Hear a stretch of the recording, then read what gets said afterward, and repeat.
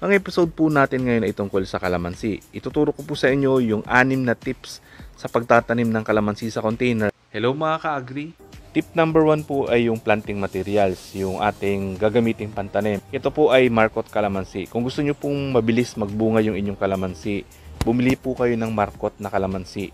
Kasi kung itatanim nyo po yung galing sa mga seeds, sa kanyang buto, aabutin po kayo ng 3 hanggang 5 taon. Tip number 2 po ay yung container.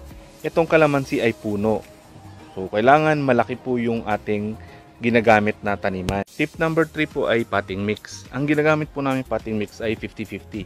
50% lupa tapos 50% na organic material.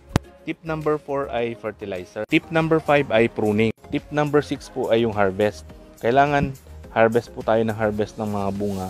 Huwag natin hayaan na mahinog yung mga bunga para tuloy-tuloy po yung pagbubunga ng tanim nating kalamansi. Follow us for more farming tips.